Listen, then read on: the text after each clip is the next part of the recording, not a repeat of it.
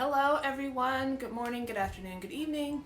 I'm Mishra Keller, founder and director of NutriResults, where I help active 40-something women get out of and stay out of chronic pain, help them maintain pain-free mobility as they age, help them to get their lives back on track, and help them to maintain optimal health for the rest of their lives. So today we are talking about tight muscles. So if you have tight muscles, if they are getting in the way of your life, listen up. All right, I just realized I had a little post-it note with some notes on it. I left it on my desk, so I'm gonna have to wing it. All right, let me get in a better position here. All right, so what I had on my post-it note was I posted a poll in my stories this week, and thank you to everyone who participated in the poll. I appreciate your input. It is helpful to me to get that information for you all so that I can better serve you with my services. So from what you all share with me, there are you guys out there are dealing with tight muscles. I think low back, shoulders, neck and shoulders were some of the biggest, the highest answers. Hello, Allison. Okay, so I'm just talking about the poll results. Neck, shoulders, and low back I think were the most. And you guys definitely want to get rid of your tight muscles. And you're doing massage, foam rolling, and I think stretching were the three biggest answers. So I'm going to address all of those things today in the next few minutes. I have a lot to talk about today, so I'm going to use my notes, because if I don't, I will totally go off on a tangent and we'll be here for 3 hours. So, all right, so talking about tightness versus tautness. Oh, let me wave. I like to wave, that's fun. Okay, so talking about tightness versus tautness. There's something really perplexing about the human body in terms, because sometimes we feel tight in our body, when in reality, the feeling of stiffness and inflexibility is not really tight at all. And it's a sneaky issue of mismanaged tensional energy. So the way our bodies are made, there's this energy that's kind of pulling areas apart and holding things together at the same time. It's kind of like magic. And so when that tensional energy is mismanaged, or that relationship is mismanaged, that's when you start having those feelings of stiffness and inflexibility. And so it's never one thing. There's always duality in it. So tight, taut, I knew I was gonna mess that word up. Short, long, there's always two sides of the story. So when you're looking at your health and wellness, you really want to inform yourself and try not to look at just one particular thing, because it's always in relation to something else, because our bodies we are relational beings, right? All right, so what's important is learning to identify any instability, any compensation, any delays in response time, and fixing these aspects that we think are muscle tightness or muscle problems. In reality, our muscles are the victims, okay? So it's just where our bodies are telling us, that's where we're feeling, it's where that problem is manifesting. But I say this all the time, where the problem pain is usually not where the actual problem is. And so our muscles tend to be a victim of neurological protection. So our brains and our bodies are sensing that something is off.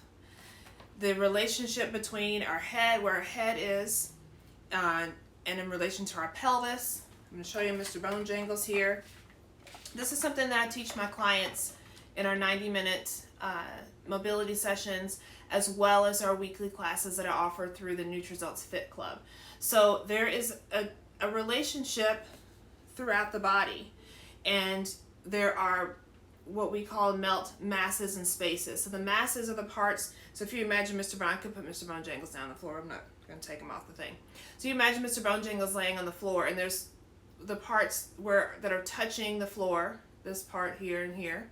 And then there's parts that are lifted away. The parts that are touching on the masses, the parts that are lifted away are the spaces. So there's a relationship between where the head is, where the space needs to be, where the shoulder blades need to be. You've got a space here where your pelvis lays. So all of this, there's a relationship of where this needs to sit on top. And this kind of wave through the body is super important, okay? And what happens is this, our brains and our bodies try to protect you, okay? Because it's like, she's unstable. I don't know where the head is in relation to the pelvis. I'm confused. So I'm going to protect her and not let her do something that's going to hurt herself. So I'm going to make the muscles tighten, just so that the pelvis, so I can try to maintain some pelvic stability and keep this alignment where I feel like it needs to be. So this can be a protective response, this feeling that you have in your body. So let's talk about, so I'm getting off subject here. I'm not following my notes. Let's define tightness versus tautness. So muscle tightness is when two ends of something are coming closer together. And they're shortened or compacted. Muscle tautness is when two ends of something are moving further apart or they're lengthened, okay? And this can be even at rest when they're lengthened, okay? So tightness, things coming together. Tautness, things being pulled apart. As you see, those are two completely different things, right?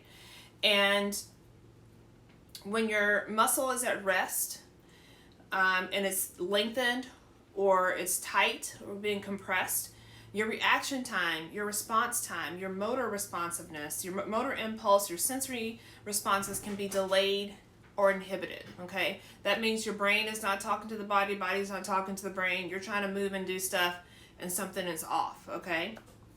And this can lead to joint injury, it can lead to tendon or ligament tears, or muscle spasms or strain. So if you are experiencing any of those things or have experienced any of those things, this could be something that led up to that. All right, so this feeling can be similar in the body. So the feeling of tightness, the feeling of tautness can actually feel the same to you in your body. And if you don't really fully understand what it is and you start stretching it, it can actually lead to damage and either now or issues further down the road, okay? So, so super important to learn how to listen to your body and learn to assess it for any areas of tightness or tension so that you can know what the appropriate action is that you need to take so that you are keeping your body healthy and strong. All right, so I'm going to give you like a hypothetical client here, and we're going to call her Judy. All right, so Judy comes to me. She's got low back pain. Her trainer has said this is because she's got tight hip flexors and that she needs to stretch her quads every day. But the reality is Judy's backside is a mess because she spends a lot of time sitting. And this is exactly what I'm about to explain to you is exactly what happened to me yesterday. I don't know if you saw my Instagram stories, but I think it's still up there, probably up there till tonight. But yeah, you can check that out and hear that. But I'm going to explain a little bit about that later. Okay, so Judy works 9 to 5. She sits 90% of the time. And this puts tension and compression on her rear end. Also in the backs of her thighs. The backs of her thighs are compressed. Her low back is lengthened. And the stabilizers of her lumbar spine become weakened and inhibited inhibited to react when she stands up, okay? And then add insult to injury, she has a high stress job, okay? Now, the blessing and the curse about fascia, I brought in the F word, y'all knew it was coming. The blessing and the curse about fascia is that it adapts over time. It has the ability to adapt, which is great, except when you've been sitting for long periods of time. And so this adaptability when your body is sitting and you realizes, okay, she's not going to get up, she's going to sit like this for a while, I've got to adapt to this sitting position, okay? And it does it really well. But when Judy wants to go after work and go for a run or take a yoga class like I tried to do yesterday, her fascia is not prepared to react and respond and stabilize her joints properly. That is the big kicker here, is the joint stabilization. So her brain starts to alter the motor responses to her trunk and her leg motion. And then Judy starts to feel a little sluggish on her run, which is literally exactly what happened to me in my yoga class yesterday. So she thinks, oh, I have a stressful life. You know, I'll get to that in a minute. I'm going to just push through this workout. I'm going to just push through. And then she comes home. She's exhausted, right? She showers, eats dinner, watches TV, goes to bed. And then she wakes up the next morning even more stiff, even more achy than she was when she started out. And then the cycle just continues, okay?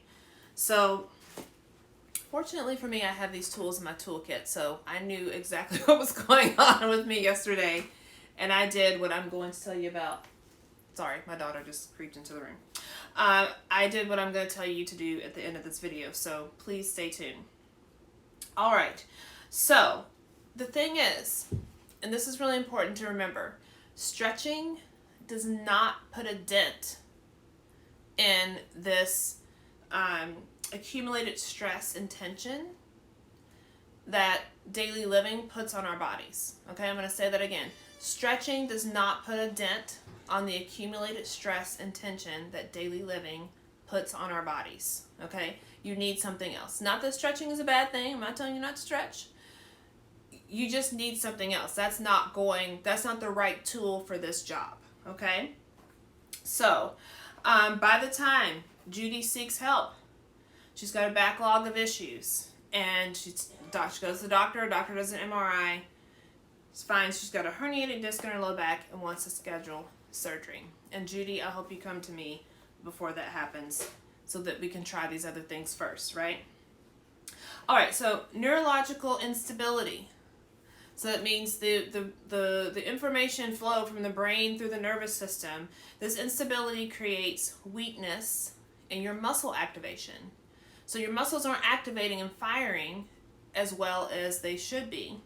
And this leads to strain and stiffness. Now, this delay in motor responsiveness is often a result of neurological compensation. So the flow of energy, the flow of information is not flowing properly. So then your brain has, like, if the information from your brain, push my glasses down, my brain stay down to your knee, all that fascia is dehydrated in between, and it can't get the information down to stabilize your knee, so it's going to compensate. It's going to take a different pathway than the actual most efficient pathway to that knee. And it does this really to protect us, right?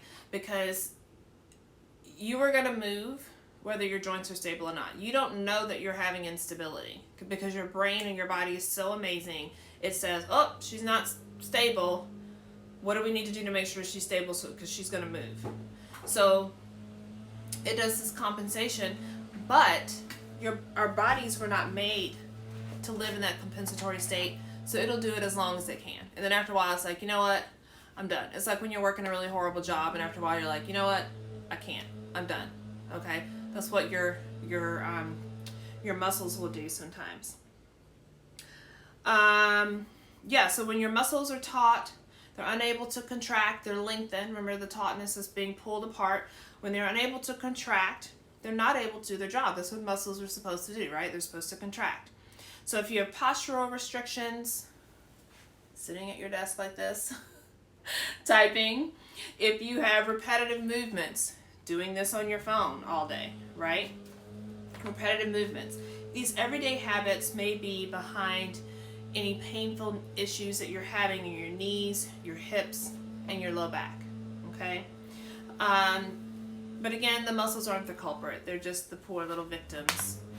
And the true culprit is these repetitive postures in our daily living causing this dehydrated situation in your connective tissue or your fascia. All right, and then what makes it worse when you do these stretches with the intention of releasing the muscle tension, once your nervous system has deemed that you're unstable and it needs to contract the muscles or it needs to lengthen the muscles in order to keep you stable and upright and keep you from falling down and hurting yourself, and then you stretch it, you override that response, then that's what can lead to injury. Okay? So, I've told you all the things that go wrong. What do you need to do about it? But the main thing I want you to take away from this is this just a mindset shift, okay? And thinking beyond your muscles. There's more things inside your body than your muscles. That's the big, flashy, sexy thing, especially in our fitness world, that we like to talk about our muscles. But if you really want to know where the action is happening, you need to get in touch with your fascia. Learn a little bit about your fascia, okay? And the issues in your connective tissue tend to be what's behind a lot of these aches and pains, joint problems, and injuries. All right, so let's see, what do we need to do about it? What we would do is first of all, I would teach Judy how to teach Judy how to go inside her body and sense what you're feeling. That is one of the most important parts of these techniques, is what we call the rest assess and the rest reassess. Those are one of my favorite parts about being a melt instructor, is that I get to invite my clients to go inside their bodies and sense what they're feeling. I feel like that's the most powerful thing that I can lead them to do. So once you learn how to do that and learn how to assess where the areas of stuck stress are in your body, where your imbalances are, then you know where to put your attention and your energy and your focus. So first, learning how to go inside your body and sense what you're feeling. Second thing is learning how to hydrate your connective tissue. So you got to clear out that stuck stress, get the fluid flow through the tissue, get the information flowing through the tissue again. And then you want to learn how to stabilize your joints and get rid of any faulty movement patterns, any compensatory faulty movement patterns that your body has created to keep you going no matter what. All right. So in terms of a map, so for my melters out there, for those of you who aren't melting, you may not have any clue what I'm talking about, but just hang with me.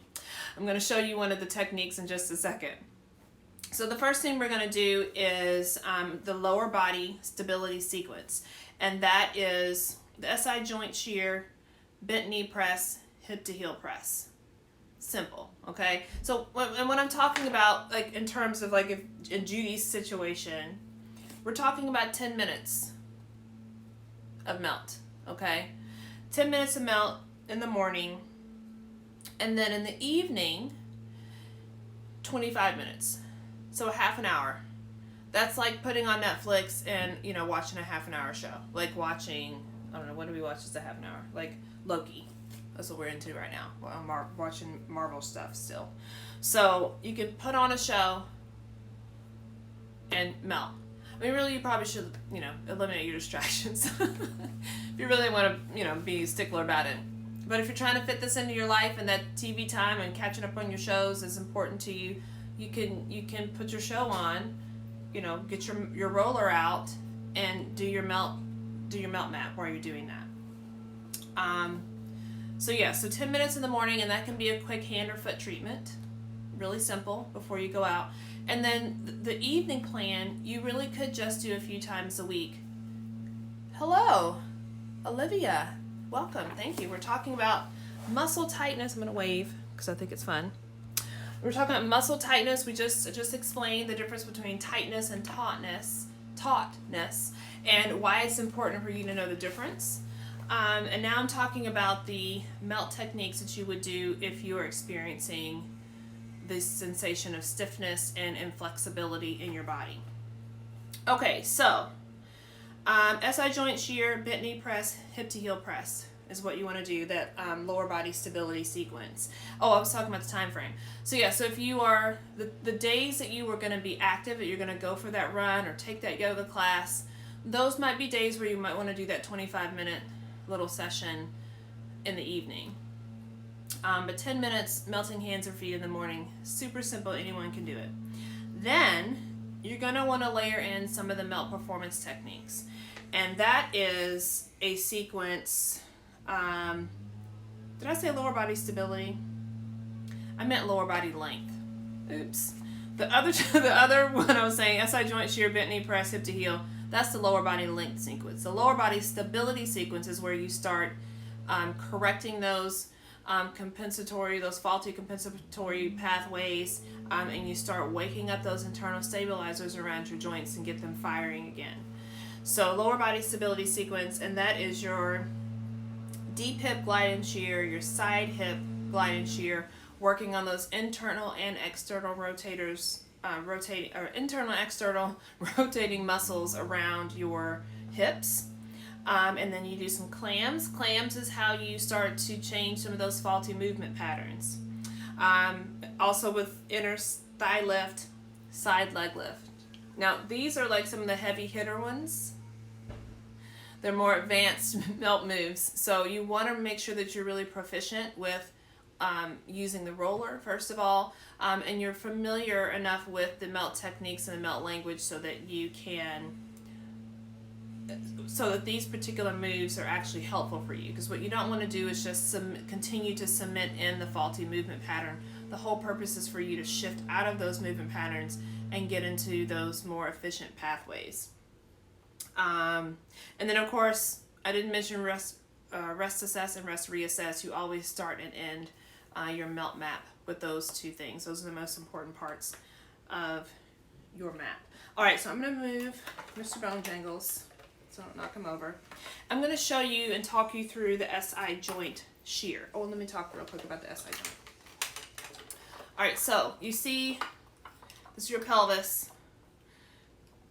Your tail triangle slots in between. I don't know if you can see that. It slots in between your pelvic bones, and it's almost like a keystone. And you've got these little, let me make sure I'm pointing in the right place, these little joints here on the side where these two areas come together, and they're your SI joints. And they can get locked up, and you start to lose mobility in those joints. So you can imagine if this is locked up and it's not moving, that means this can't be flexible where it needs to be, moving this way can't be flexible, and it can reverberate up and reverberate down your body. So a lot of stuff is going on in this area of our body. So it's super important for us to maintain stability and strength in our pelvis, okay? And this technique that I'm going to show you can help you do that. All right, so let me get on this. Not in a weird way. We don't want this to be a blooper video. Okay. How do I turn? Maybe from this way. Hopefully you can see this. All right, so you want to put your roller. This is one of the secrets for when you're working on the roller,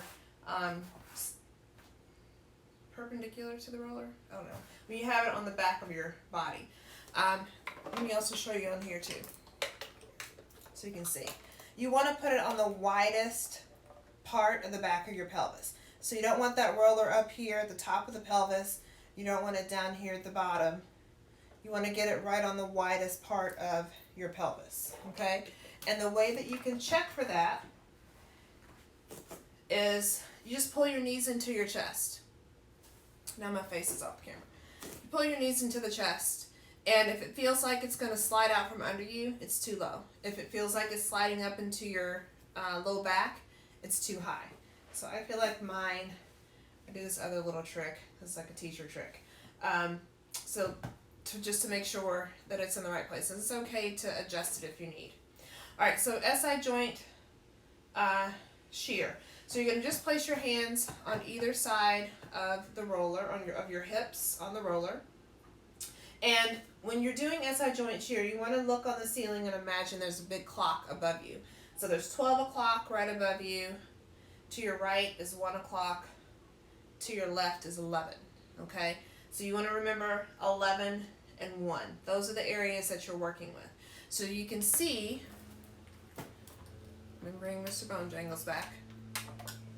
You can see it's not a lot of space. We're just, oh God, I can't find it. You're just off off of the center area point of your tail triangle, okay? So you don't want to get too far over on this side. We're just right here, okay? So if you go past the 1 o'clock, you've gone too far. If you go past 11 o'clock, you've gone too far. You're going to miss the SI joint completely. All right, so you're going to tip your knees slightly towards the head side of the roller, placing your hands on either side of your hips. You just want to start by just gently tipping your knees right and left, kind of stopping on that 11 and 1. This kind of helps me to, in my mind, get to where I know where my knees are supposed to be. Another kind of tactile reference, when I feel my hip pressing on my hand, that's when I kind of know, like, oh, I've hit that spot of where I need to stop. All right, so you're just going to lean your knees over, starting on the right side, and we're going to just take some small circles here. Now, when you are doing SI joint shear, and even in just about any melt move, it's not always important to focus on what's moving. You want to think about what's not supposed to be moving. So here you want to think of keeping your ribs heavy on the floor, okay? And your ribs, you're not moving around this way. This is nice and still, heavy onto the floor, and you're just moving the knees, okay? Now, you want to keep your left leg still and take a bigger circle with that right hip. If you feel any popping, clicking, snapping, crunching when you're doing this, you either want to make your circle smaller or you just want to slow it down, okay? You don't ever want to feel pain, you're melting. You don't want to create more drama in your body than you do when you start. So you want to make sure that you are adjusting your techniques. I think someone joined. I cannot see that far. Hello, welcome. I'm demonstrating the SI joint shear technique. We just talked about muscle tightness versus tautness and how important it is to understand that the problem is beyond the muscles usually, and it's usually an issue in the fascia, okay?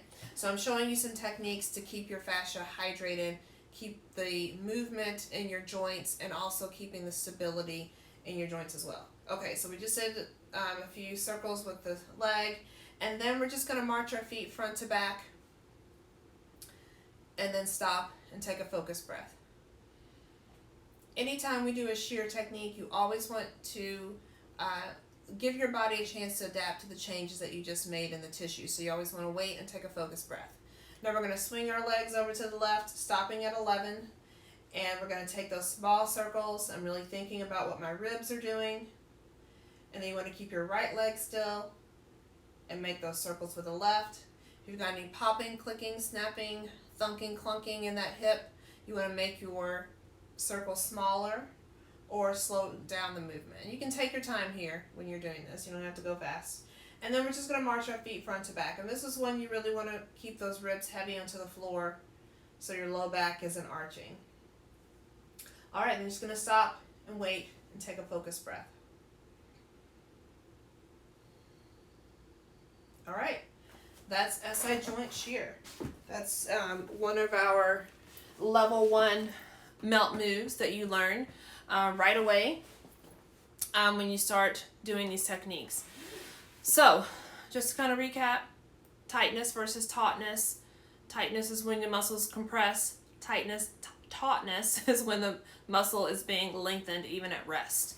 And it's super important for you to know the difference between the two, because your body could be creating a protective state by tightening the muscle or lengthening the muscle because your joints are unstable and the relation between your head and your pelvis is all wonky and out of whack, and so your body is trying to keep you standing upright, keep you moving without you falling over or hurting yourself. So it could be creating that state of tightness or tautness to protect you, and then when you start stretching that stuff, you could be damaging yourself and setting yourself up for injury.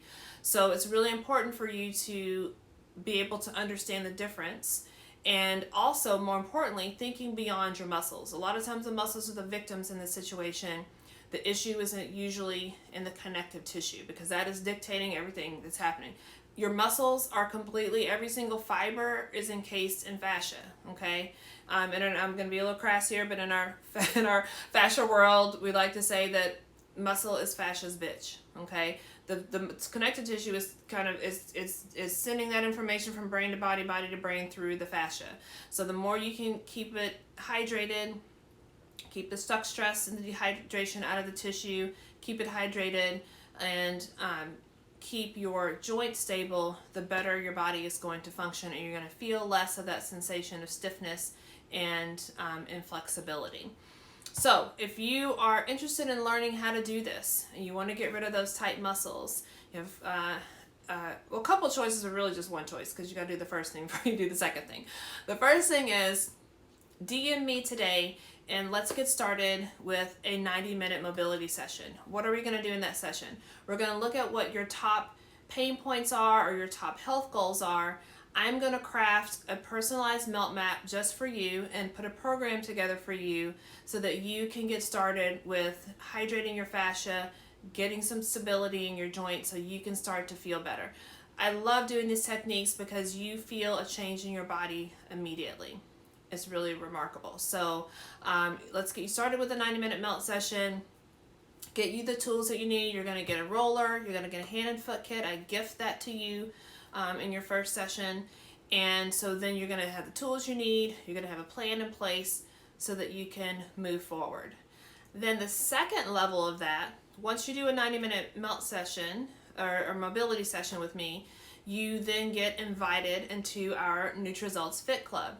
And this is your opportunity to continue your melt practice, for you to practice your moves with me, get your questions answered. You can learn new melt moves.